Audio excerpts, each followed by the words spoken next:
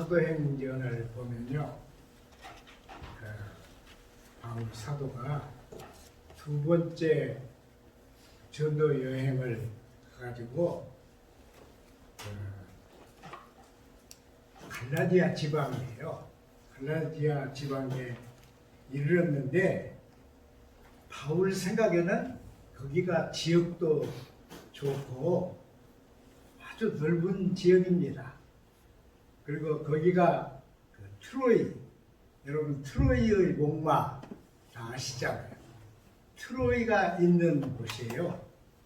그래서 이제 거기서 선교를 하려고 그러는데 아주 그 지역 사람들이 완강해요. 그래서 그 얘기를 사도행전에서는 성령이 전도하는 것을 막으셨다, 그렇게 썼습니다. 그래서 이제 실망하는 거죠, 여러분.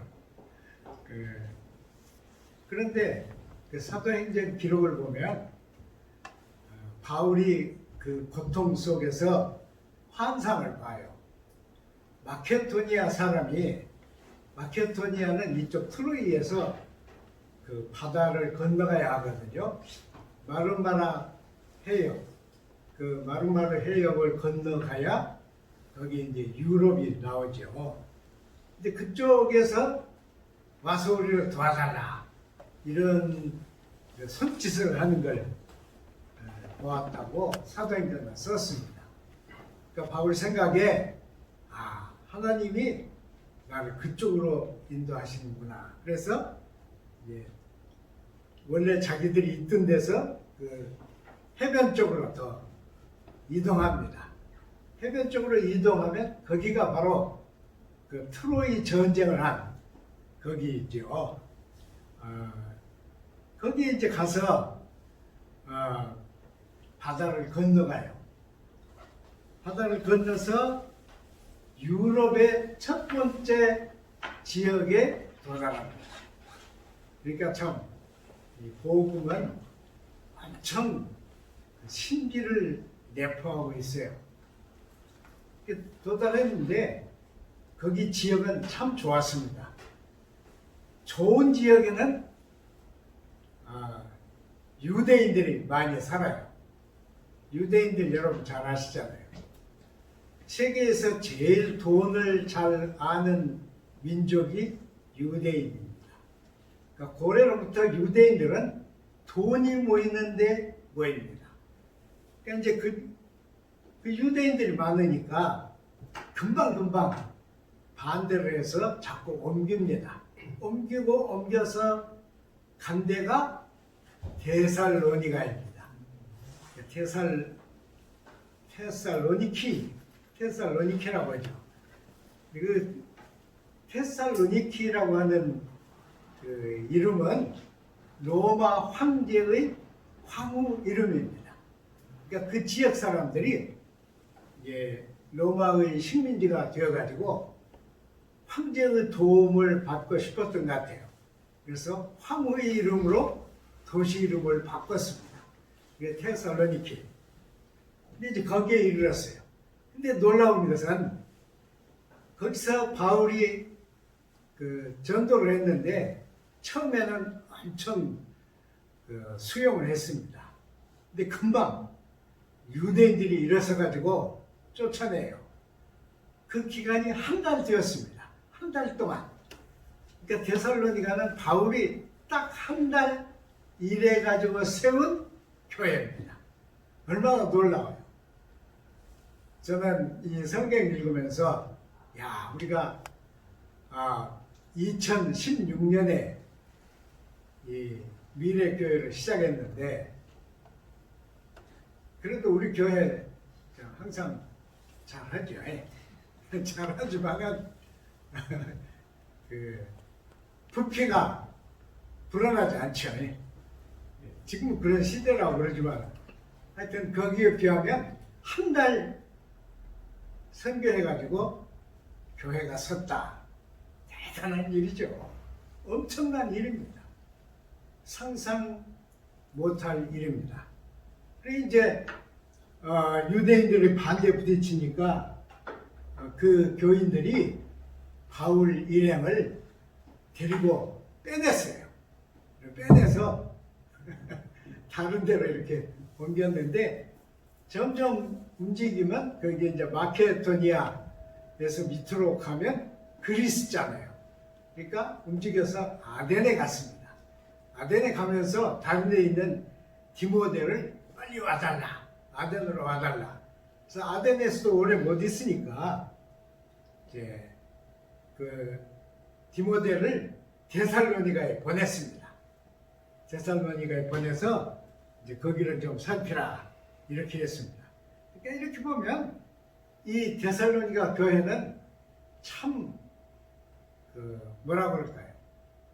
행운의 교회이기도 하고 또 멋있는 교회이기도 하고 이름도 아주 아름다운 황후의 이름이니까 아름답지 않습니까? 그런 교회입니다. 근데 그런 교회인데 다른 교회들에 비해 보면 이 데살로니가 교회는 문제가 없었어요. 별로. 문제가 없는데 그 주변에는 엄청 새로운 사상을 전파하는 사람들이 몰려와 있었어요. 거기는 문명의 중심지였으니까. 이런 교회인데 바울은 이렇게 말하는 거예요. 다른 이들 같이 자지 말고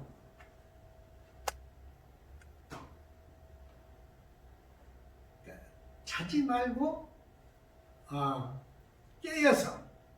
깨어서 살아라 그렇게 하는데 이게 무슨 말이에요? 이 데살로니가 사람들이 잔다는 얘기예요? 아닙니다, 여러분. 여기는 아주 귀한 얘기가 숨어 있는데 문명된 사회, 경제적으로 괜찮은 사회, 그러면 뭐가 일어나요?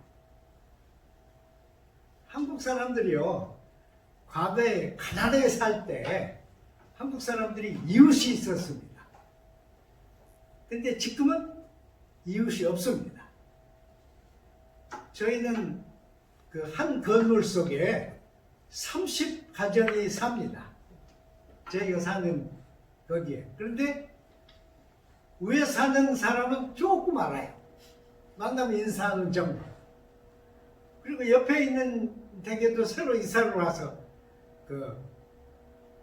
뭐 이렇게 가져왔더라고 이사 오면서 시끄럽게 했다고. 그래서 조금 알아요.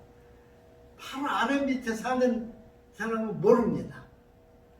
가끔 애들이 와서 떠들 때 시끄럽다고 하는 소리만 들어요. 그러니까 이웃이 없죠. 그래서 제가 상징적으로 그냥 얘기한 이 얘기인데 잘 사는 도시 사람들이 어떻게 살아요? 그리고 그때 모든 가정은 일을 종들이 했습니다. 지금 여러분만큼 사는 가정 같으면 종이 10명 내지 20명 있습니다. 그래서 밥하는 종, 빨래하는 종, 심부름하는 종, 나가서 농사 짓는 종, 애들 기르는 종. 우리가 그때 태어났어야 돼. 얼마나 멋있어요. 다 시키고 자기들은 옷이나 잘 입고 그렇잖아요. 그럼 뭐예요? 친구들이나 만나. 제일 맛있는 음식이 뭐예요? 술이지. 여러분은 기독교인이라 술을 모르지만 이 세상은 술이 문화를 끌어온 것입니다. 그러니까 이 사람들은 삶의 걱정도 없고 애들까지 다 종들이 길러주는데 뭐 하겠어요? 이 생활이 잠자는 생활입니다. 무슨 뜻이에요? 타락한 생활이에요. 타락한 생활에 길들여 있는 거예요. 인간으로서 이런 게 사실은 바람직한 삶입니다. 그러나 그것은 보통 생활입니다. 바울 얘기는 보통 생활에 머물지 마라. 이 얘기입니다, 여러분. Normal life는 라이프가 있다.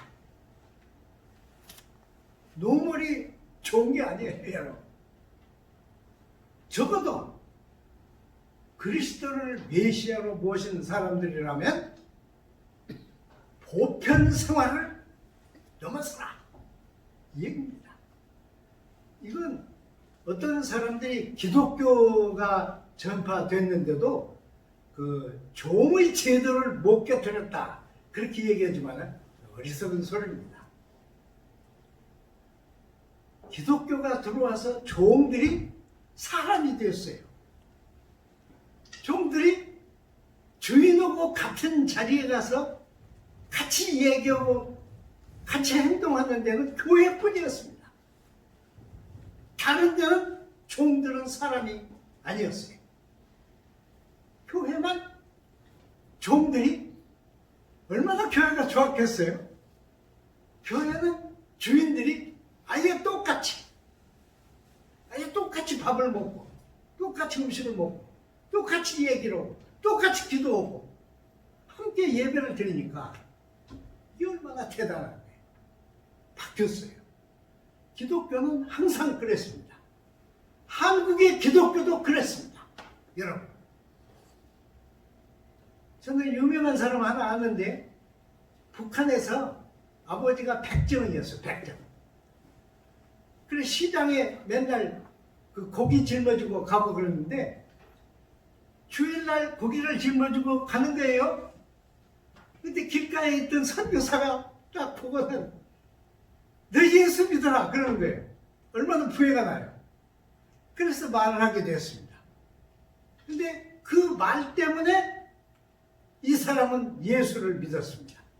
백정이 예수를 믿으니까 백정이 교회에 가서 똑같은 교인 노릇을 했어요. 그 아들이 한국에 이제 나중에 이 남한에 와서 공부를 해가지고 연세대 총장을 했습니다. 이 얘기는 그 총장 입에서 나온 얘기입니다.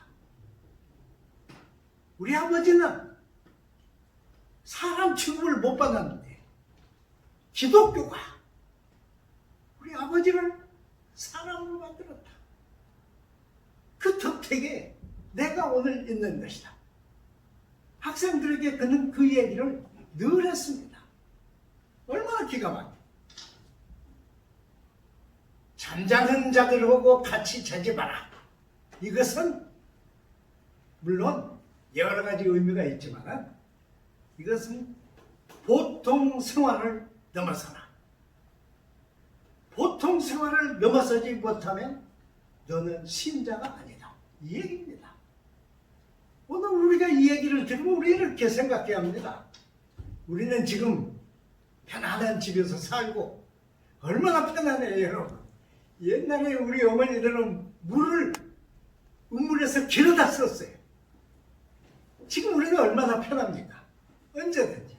옛날에 우리는 석유 불 켜고 살았습니다. 제가 클 때도 그랬어요. 그래서 조금 낮은 것이 석유를 넣고 그 호야라고 그랬죠, 여러분? 이렇게 유리로 이렇게 딱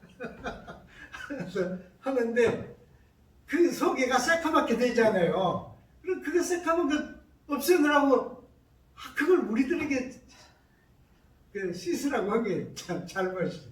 저는 그 호야를 한번 떼먹었어요. 손이 안 닿아. 그러니까 나무로 이렇게 해가지고 하면 잘 닦여. 근데 조금만 힘을 주면 나무가 팍 깨버려요. 지금은 얼마나 편해요, 여러분. 전기 그냥.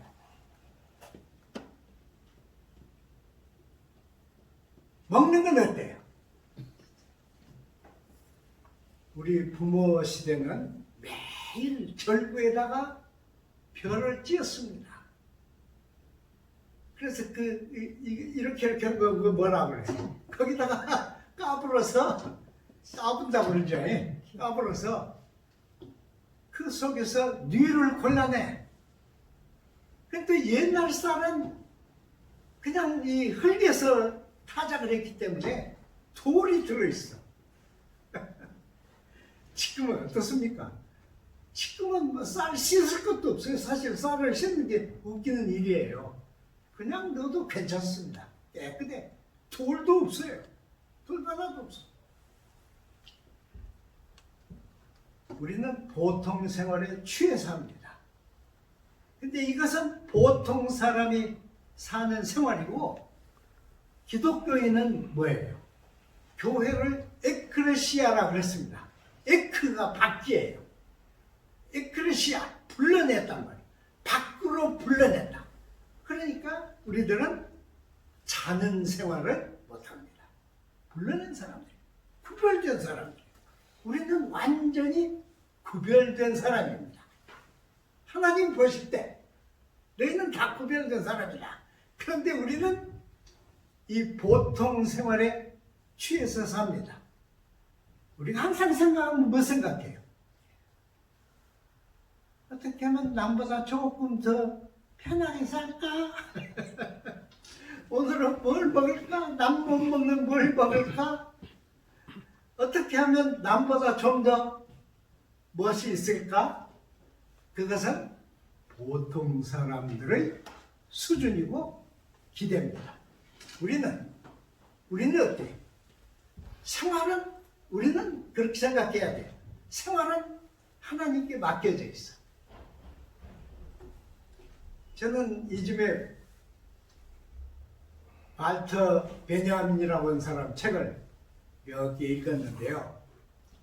이 사람은 천재적인 그 능력을 지닌 사람이지만은 그 독일 사회에서 유대인 혈통 때문에 쫓겨났습니다. 불란서로 갔는데 불란서에도 히틀러가 불란서를 점령해가지고 거기서도 잡아들인 거예요. 그래서 걸어서 알프스를 건너 이탈리아로 가느라고 걸어서 갔는데 국경에서 거절되었습니다. 그래서 거기서 자살했어요. 근데 이상한 것은 사람들이요, 불행한 학자, 이 사람은 40대 말에 자살했으니까 얼마나 활동을 못했어요. 제 입장에서 보면 40년 더 활동할 수 있을 텐데 그렇게 못했어요. 그러나 사람들은 그 사람의 작품을 하나도 안 버리려고 온갖 노력을 합니다. 도서 보관, 그러니까 기록물 보관소에까지 다 뒤져서 그 사람 기록을 전부 빼냅니다. 그래서 지금 다시 몇 번째 전집이 나오고 또 출판이 되고 그럽니다. 왜 그러겠어요, 여러분? 그 사람은 하나님이 그렇게 부르신 거예요. 그 길로. 불행해도, 그렇게 말할 수 없이 불행해도 그는 자기가 할 일을 했습니다. 이게 비교하면 우리들의 삶이다 이렇게 생각합니다. 자, 다음으로 넘어갑시다. 이렇게 했어요. 10절을 보면은 깨어있든지 자든지 자기와 함께 살게 하려 하심이라. 깨어있든지 자든지 자기와 함께 살게 하십니다. 저는 이 말씀이 굉장히 자극을 줬는데, 아니 앞에서도 깨어서 살라고 그랬는데 여기다 다시 이런 말을 썼을까? 근데 그 조건이 뭔가 그러면 그리스도께서 우리를 위하여 죽으사.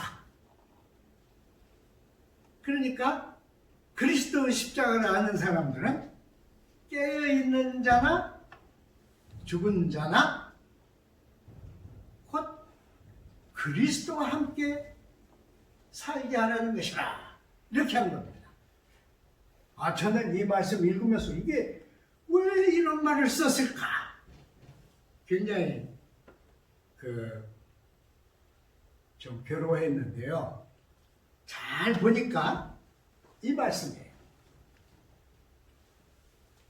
세상을 살면서 불련해져서 산 사람은 세상을 다 사는 이 생존의 기간은 물론이고 세상을 다 살고 난 후에도 그리스도와 함께 살게 하냐 그랬어요.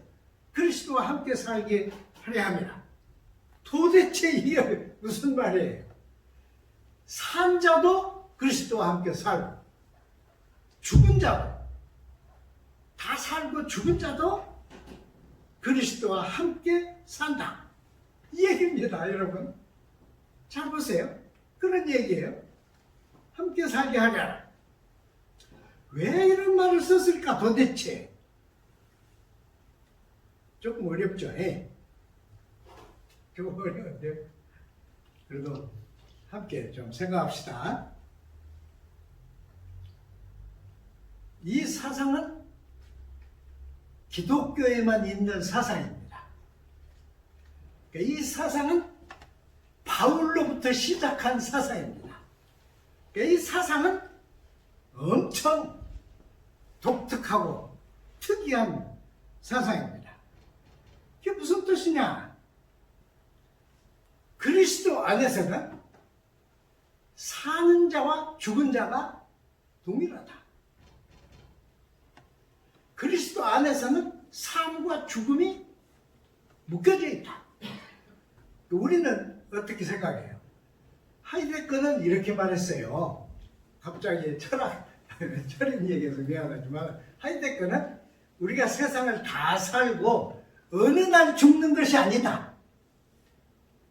우리가 태어나면 우리의 생명 속에는 죽음이 들어있다. 그래서 삶은 점점 줄어들고, 안 그래요, 여러분? 삶은 태어나서부터 점점 줄어들고, 죽음은 삶 속에 숨어가지고 점점 커진다 그랬어요. 그래서 이 죽음이 계속 와가지고 삶이 그 이상 할 수가 없으면 팍 튀어나오는 거예요. 팍 튀어나온다는 소리는 하이데거가 말 아니에요. 제가 좀 그렇게 붙여도 괜찮죠? 하이데거는 그렇게 봤습니다. 저는 그 말을 읽을 때 깜짝 놀랐는데 이렇게 생각한 사람이 많지 않다. 바울은 유대인이고 유대교인입니다. 근데 바울은 유대교에서 철저하게 훈련을 받았는데 유대교의 사상은 뭐냐? 유대교에서는 선을 행하는 사람은 여호와께서 영영 보존시킨다. 이 사상은 있어요. 그러나 유대교는 사람이 한번 죽으면 그건 정한 이치고 그 다음에는 스물로 간다. 그랬습니다. 그래서 시편에도 그러지 않았어요. 죽은 자가 어떻게 하나님을 찬양하겠습니까? 그러니까 하나님이 나를 죽게 놔두면 안 됩니다. 그 뜻이에요, 여러분. 죽은 자가 어떻게 하나님을 찬양하겠습니까? 나는 항상 하나님을 찬양하고 싶은데 그러므로 하나님이 나를 죽음의 문에 그대로 두지 마십시오. 이게 이제 그 사람들의 사상이에요. 근데 바울이 예수를 만났어요. 여러 번 말씀드린 대로. 이 예수는 자기들이 때려 죽인 예수입니다. 성전 권위자들이 재판을 해서 다르게 죽인 것도 아니고 십자가에 달아서 죽였습니다. 만천하에 골고다라고 하는 높지 않은 언덕에 십자가에 달아서 죽였어요. 근데 바울은 그 예수를 만났네. 죽은 다음에 그게 어떻게 된 거예요? 이 고민, 바울은 이 고민을 아라비아 사막에 들어가서 3년 동안 했습니다. 3년 동안. 내가 미친 거냐? 어떤 학자들은 바울의 그 뭐라 그래요? 그 질병이 있어가지고 그 질병 뭐라 그래요? 쓰러지는 질병. 그 에필lep시. 그것이 있어서 바울이 먼 거리를 간 후에 시리아에 가서 에필lep스가 발병된 거다. 그래서 그 그 사이코 상태에서 그리스도를 만났다. 그렇게 하는 거예요. 그러나 그러지 않습니다. 바울 같은 사람이 그런 거 거짓말하는 사람이 아닙니다. 예수를 만나게 되니까 자기들 유대교의 이 사상이 큰 문제가 됐어요. 엄청 고민을 하고 생각하고 바울의 모든 지식을 다 동원해서 한 결론이 뭐냐? 이것입니다. 그리스도 안에 있는 사람은 살아서도 주와 함께 살고 죽어도 다른 데로 간 게 아니라 주와 함께 산다. 이것은 바울의 사상이에요. 저는 이 바울로부터 이 사상이 왔다고 믿습니다. 근데 이것은 훌륭한 사상이에요. 아주 훌륭한 사상입니다.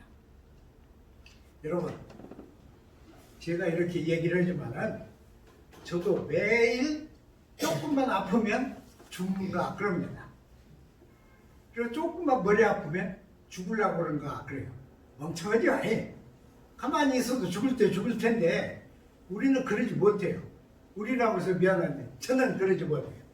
엄청 죽음이 매일매일 매시 이렇게 습격합니다. 습격해. 사실 우리가 솔직히 얘기하면 죽는 것만 해결되면 아무것도 문제가 없습니다. 안 그래요? 저는 그렇게 생각해요. 해결이 안 돼. 어떻게 해도 누가 무슨 말을 해도 이건 해결이 안 되는 문제입니다.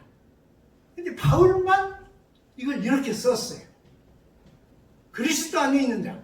그 그리스도란 말을 메시아로 바꿉시다. 그래서 메시아 안에 있는 사람은 산 사람도 메시아와 함께 살고 죽은 자도 메시아 안에 산다. 그래 고린도 후서 5장에 있는 얘기가 그 얘기입니다. 하늘로부터 오는 그 표현할 수 없는 성을 덧입게 되는 것이 우리 기독교인이 가는 길이다. 그렇지 않습니까? 그러니까 이것은 그 얘기예요. 대단한 얘기죠. 로마서 6장 6절을 보면 우리 옛사람이 예수와 함께 십자가에 못 박힌 것은 죄의 몸이 멸하여 다시는 우리에게 죄에게 종로를 타지 아니하려 합니다. 그랬고요. 로마서 7장 4절에 보면 형제들아 너희도 그리스도의 몸으로 말미암아 율법에 대하여 죽임을 당하였으니 이는 곧 죽은 자 가운데서 살아나신 이에게 가서 우리로 하나님을 위하여 열매를 맺게 하려 함이라. 가서 열매를 맺게 하려 함이라. 그러니까 이 바울의 사상 속에는 이 세상에서만 우리가 열매를 맺는 게 아니라 죽어서 하나님 앞에 가는 것도 신앙의 열매. 신앙의 열매. 그러니까 이것은 제가 말로 1시간이나 2시간 동안에 해명할 수 있는 건 아닙니다. 그리고 제 자신도 완벽하게 이해가 되는 건 아닙니다. 그렇지만 이것은 바울이 우리 기독교인에게 준 바울의 핵심 사상입니다. 여러분, 마지막에 로마로 가는 로마로 가는 배를 탔잖아요. 사전에 있잖아요. 그런데 겨울인데 여러분 겨울인데 날씨가 며칠 동안 봄날 같이 그러는 거예요. 그러니까 하주 물건을 실은 하주 오고 배 주인 오고는 떠나자 그러는 거예요. 그리고 바울이 말립니다. 떠나지 맙시다. 겨울인데 떠나서 되겠습니까? 근데 바울은 죄수로 지금 묶여서 가는 거니까 아무 소용없잖아요. 출발했어요. 엄청 고생했죠. 나중에는 배에 있는 화물을 다 바다에 버려도 배가 말 안 들어. 나중에 배가 파손됐어. 다. 그런데 그때 바울이 뭐라고 그랬습니까? 여러분, 생명에는 한 사람도 피해가 없으니 내가 준비한 이 음식을 잡수시고 힘을 내십시오. 거기서 끝났어요? 아니요. 바울도 똑같은 인간인데 두렵지 않았겠어요? 뭐라고 그랬어요? 내가 어제 저녁에 주님의 음성을 들었는데 너는 가이사 앞에 서서 변명할 때까지 아무 일도 없다. 그러셨습니다. 그러니까 내가 아무 일도 없다면 죄수로서 잡혀서 호송되는 내가 아무 일도 없다면 여러분은 어떻겠습니까? 그랬잖아요. 거기에도 벌써 바울은 삶과 죽음을 넘어선 하나님의 종의 모습이 나타나고 있습니다. 조금만 더 할게요. 제가 이만해서 끊으려고 그러는데 아직도 제가 덜 익어가지고 꼭 더 해야 돼. 꼭 더 해야 돼. 조금 참으세요. 5장 13절을 보면은 이렇게 했어요. 그들의 역사로 말미암아 사랑 안에서 가장 귀히 여기며 너희끼리 화목하라. 너희끼리 화목하라. 게으른 자를 권계하며 마음이 약한 자들을 격려하고 힘이 없는 자들을 붙들어주며 모든 사람에게 오래 참으라. 그랬습니다. 근데요,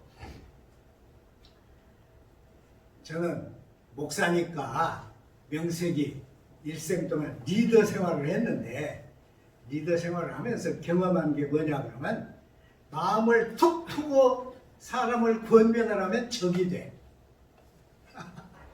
그래요. 저는 처음엔 뭣도 모르고 제딸남 낯으로 30대 제가 이 군산에 왔는데 30대 나는 마음을 다 열었으니까 하고 직선적으로 얘기했어요. 직선적으로 얘기한 사람은 다 적이 됐어. 그때는 가만히 있더니 은퇴하려고 그러니까 적이 되더라고. 와 일어나가지고 이게 그냥 지나가는 얘기예요. 지금은 우리가 사람을 안심하고 권면을 못합니다. 왜 그러느냐? 저는 이게 우리 개인주의 때문에 그렇게 된 거라 그렇게 생각해요. 개인주의. 영어로는 여러 가지로 얘기해요. 인디비주얼리즘이라고도 하고 이고이즘이라고도 하고 프라이빗이즘이라고도 하고 프라이베이트라고 그러죠. 우리가 프라이빗이즘이라고. 우리 시대는 자유가 최고죠. 그러니까 이 성경에 기록한 것처럼 남을 권면하려고 그러면 양쪽이 다 가슴을 열어야 가능해요. 여러분 그 사실입니다. 이것은 안 돼요. 지금은 젊은이들도 충고를 못해요. 못합니다. 그 시대가 그렇게 돼서. 근데 여기 쓴 이 얘기를 보면요, 권면해라 하는 얘기가 뭐냐 그러면 파라카레 이테 그러면 여러분 생각나는 거 없어요? 요한복음 예수님의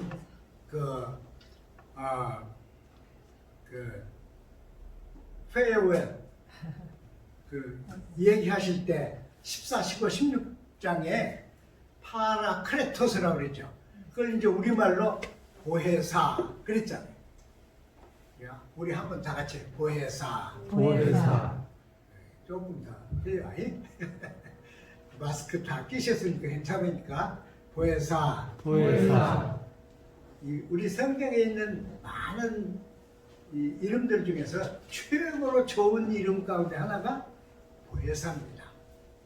근데 여기서 권면하라 그럴 때 쓴 단어가 보혜사라고 하는 명사를 그 명령형으로 바꾼 겁니다. 그 파라카레이테. 이게 무슨 말이에요? 권면하라. 그 말이 무슨 말이에요? 권사님들 계시잖아요. 권사님들은 사실은 권사라고 하는 이름은 파라크레토스입니다. 파라크레토스. 보혜사예요. 엄청 영광스러운 겁니다. 제가 여자라면 저는 장로 않고 권사를 하겠어요. 하도 야단들을 치니까 장로직을 만든 거지. 권사가 최고로 좋은 것입니다, 여러분. 지나간 예요. 그러니까 어떻게 해야 권면이 돼요? 성령의 가슴을 가져야 권면이 됩니다. 그래서 성령의 말로 하는 것이 권면입니다. 근데 이 공동체가 권면이 없으면 잡초가 납니다. 잡초가 나요. 여러분 개정교회 잘 아시니까 제가 말씀드리는데, 우리 개정교회의 전통은 위대한 사람들이 있어 된 게 아니고요. 그 개정교회 교인들 속에 신사들이 있어서, 엄청 훌륭한 신사들이 있었어요. 이 신사들이 권면을 했어. 무슨 일이 생겨? 그러면 권사님이나 나이 많으신 집사님, 특히 여자 집사님이 붙들고 말해요. 그러면 가라앉아. 싸움이 나도, 기회를 하다가 그게 잘못돼서 싸움이 나도 저는 개입을 안 해요. 하나도. 그 신사 권사님이 남몰래 가서 이래저래 하다 그리고 얘기를 하면 가라앉아. 여러분, 기회라는 것이 뺏기려고 하는 게 기회지, 안 그래요? 노름도 뺏기려고 하는 게 노름이잖아요. 기회도 뺏기려고 하는 거예요. 다 그런 거예요. 근데 저는 항상 감사한 것은, 그분들이 다 돌아가셨지만은 항상 감사한 것은 내 목표의 60%는 이 신사들이 다 해줬다. 그분들이 한 분씩 돌아가시니까 교회의 형질이 바뀌어. 교회의 형질이 바뀌었어요. 잘난 놈들이 나와요. 여러분, 우리말에 그거 있잖아요. 집안이 망하려면 잘난 놈이 나온다 그랬잖아요. 그 훌륭한 신사들이 다 가시고 나니까 교회의 형질이 바뀌었습니다. 서로 권면하라. 뭘로 하라고요? 성령의 마음과 성령의 음성으로 하는 것이 권면이다. 기도하겠습니다. 하나님 아버지, 감사드립니다. 흉흉한 사회의 물결 속에서도 저희가 다 건강하게 이렇게 오늘 주님 전에 모였습니다. 우리가 아무것도 아니지만은 하나님의 은총으로 항상 감싸시고 붙들어 주시기를 구합니다. 우리 모두 이 어려움을 슬기롭게 헤쳐가고 함께 힘을 모아서 이 미래교회 재단을 주님의 재단으로 가꾸고 많은 사람에게 기회를 주는 살아있는 재단이 되게 하여 주옵소서.